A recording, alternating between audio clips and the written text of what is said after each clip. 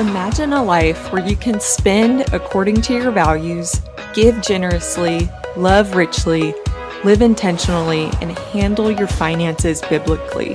That's what the Faith and Finance podcast is all about.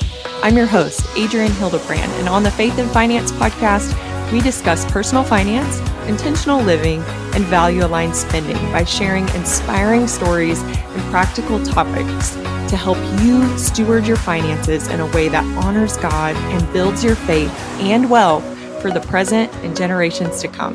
Let's get started.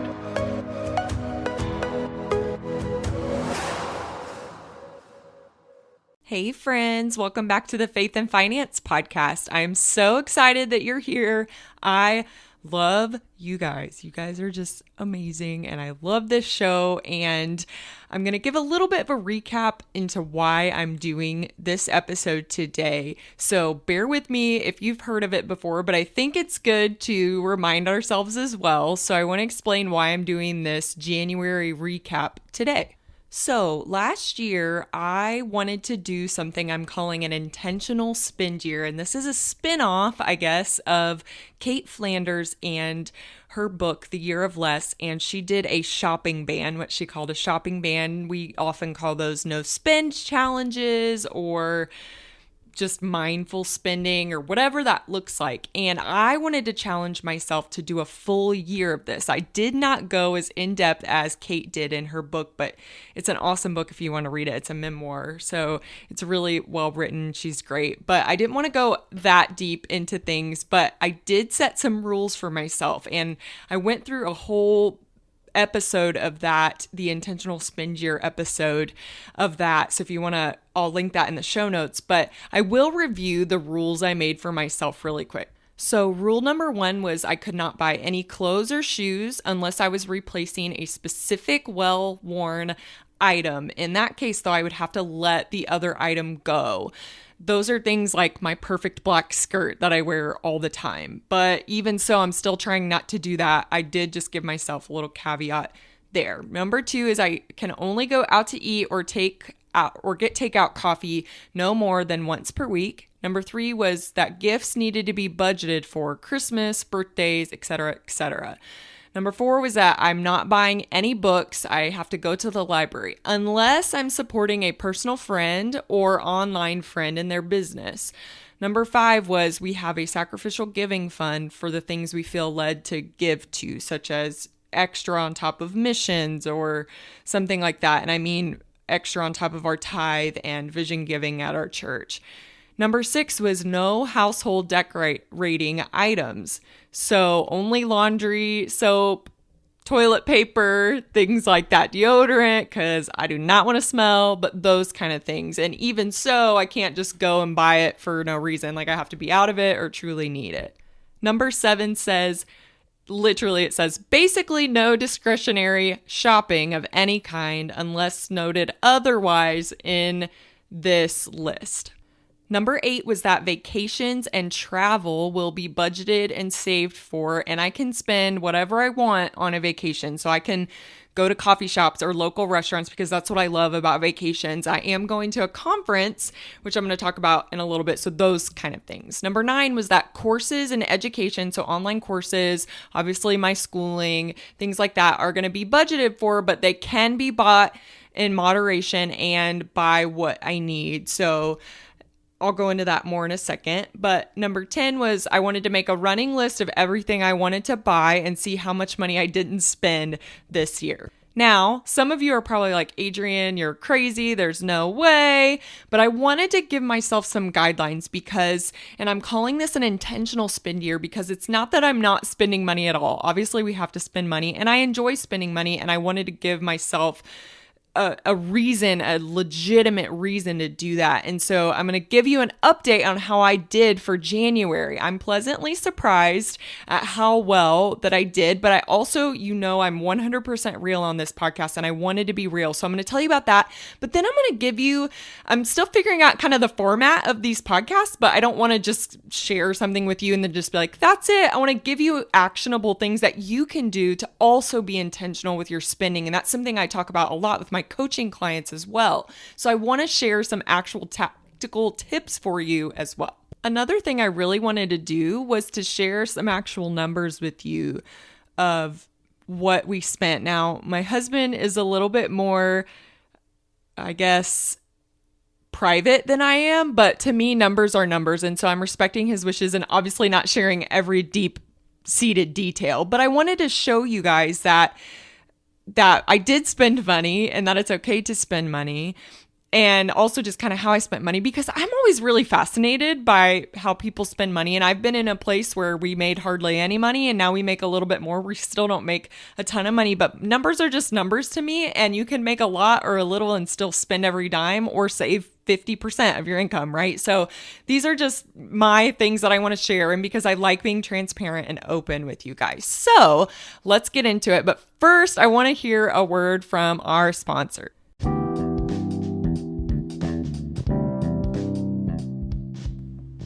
If you haven't heard about Anchor, it's the easiest way to make a podcast. Let me explain. It's free. Hello, we all love free around here.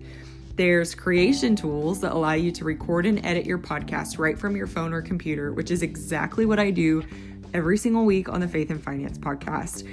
Anchor will distribute your podcast for you so it can be heard on Spotify, Apple Podcast, and many more. If you're like me, you know that you're techie, but you're not super techie. They take care of all of that for you. So you can also make money from your podcast with no minimum listenership. And it's everything you need to make a podcast in one place. Download the free Anchor app or go to anchor.fm to get started.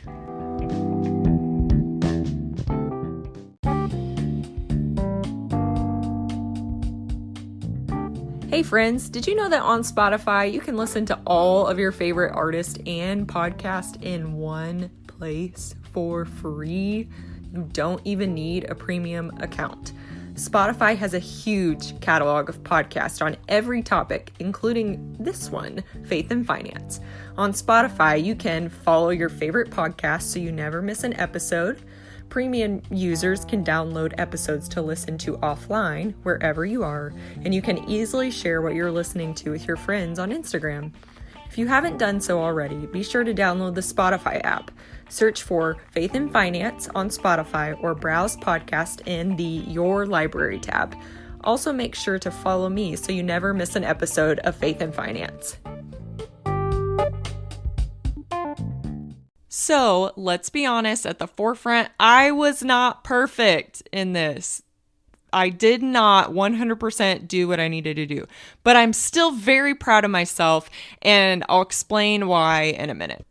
However, I only messed up on the going out to eat part, and there are a couple reasons why, and I am okay with the reasons why it happened because it goes with my values and the things that I value, and it was definitely value aligned spending, except one time.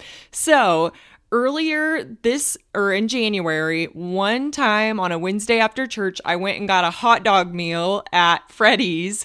So I had already went out to eat earlier that week with Kyle, with my husband, and I spent $6 on that hot dog meal. So I wanted to be 100% real about that. That was the only time I messed up, and it wasn't worth it. And it was because I didn't have groceries in the house. So again, poor planning on my part, but this is just me being real.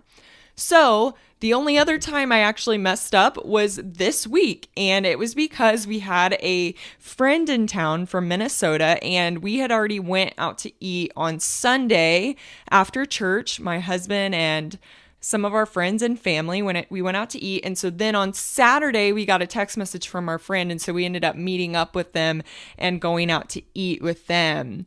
So that was completely worth it because it was time and money well spent. So I am definitely okay with that. So another time, and y'all tell me if this is, I guess, I don't know if this is in the rules or not. I had a gift card. So I had to go up to Greenwood, which is just a town where we live, and I went to one of my favorite coffee shops and I got a coffee, but I had a gift card from Christmas. So in that week I had already, went out to eat. And so I was kind of like, do I count this? Do I not? Y'all tell me, but I wanted to tell you for full disclosure. So 2 other things that I did was I bought 2 books. However, I had an Amazon gift card from Christmas, and it was in my rules for where I am able to buy books to support online entrepreneurs or friends or whatever. And that was definitely those. And so I bought Chasing the Bright Side by Jess Ekstrom, and I bought You Are the Girl for the Job by Jess Connolly. And so I don't really consider that either, because I did have an Amazon gift card and that was exactly what it was for and still in my rules, but I still wanted to say that. So one other thing that I did, and because I'm talking about Jess Ekstrom, she is not a personal finance. She is a speaker and just an awesome person. She wrote this incredible book called Chasing the Bright Side, and she's having a conference in March. And I had kind of connected with her online, and she's great. And she offered me a free ticket to come to her conference. And I was like, oh my goodness, that is so kind. And I was like, yes. And so I found out about that probably a month or two ago. And so I did buy my plane ticket and book my Airbnb for that. So those are things that I bought, but those are things that are budgeted for. And they also came out of my business account. So that I'm not feeling bad about at all. But again, full disclosure. Otherwise, I did not buy any clothes, nothing like that. So I'm still really proud of myself. And in fact, I actually gave a bunch of things away this semester. Oh my gosh, guys, school brain. But I actually gave several things away too, and trying to declutter more. So I just wanted to be 100% real with that and give you guys numbers and tell you about it. With all that said, I want to circle back a little bit and make this really actionable for you. So when we were first paying off debt, and I'm finally going to be giving our full debt-free story in a couple of weeks, so be on the lookout for that. But when we were becoming debt-free, I realized that my habits were out of control. And while we, had a bunch of debt and whatever, it's not that it's about deprivation. It's not about depriving yourself of things. It's about being intentional and being mindful about the money that we do spend, because we are so blessed in this country to have what we have and to be able to do what we do. But my money was not, how I was spending my money was not in alignment at all with what I wanted to really do. And so one of the things I implemented, and please forgive me, I cannot remember where I heard it from. I've heard it several times, but one thing I tried to implement was, if I wanted to buy something, I implemented the 48-hour rule. And so some people do 24 hours. I like to do 48 hours, but I implemented the 48-hour rule. And what that means is, if I wanted to buy something specifically, and even now, really, it's really helped a lot. Actually, definitely now, I give myself 48 hours to think about it. Especially if it's something over, let's say, $30, because the reality is there are a lot of things we don't need, and that I really end up saying, I didn't even really want that. Why did I even consider getting that? And so again, I am okay with spending money. I think I am, I spend money on education and learning and self-improvement, and I spend money on going to dinner with friends or just making coffee at my house. I spend money for my Nespresso machine, those kind of things. But what's important is to just really get in alignment. And I realized that I was spending money in a way that was just not in alignment with how I wanted my life to be. And so that's one tactical thing that you can do, is try for 48 hours. If you want to buy something and it's it's an unnecessary thing or something that you just want, give it 48 hours. And then if you still want it, and you can afford it, buy it. If not, put it in your budget so that you can start saving for it. So that's just something really tactical you can do. So I just wanted to share this with you guys, because I promised I would give updates for you. I hope that you are enjoying this show, and I often talk about these things and just my life in general on Instagram. So make sure you're following me at faith.in.finance on Instagram. And I love connecting with you guys there and chatting with you, and also telling you about my struggles with spending, and also my victories, and sharing victories with you and learning.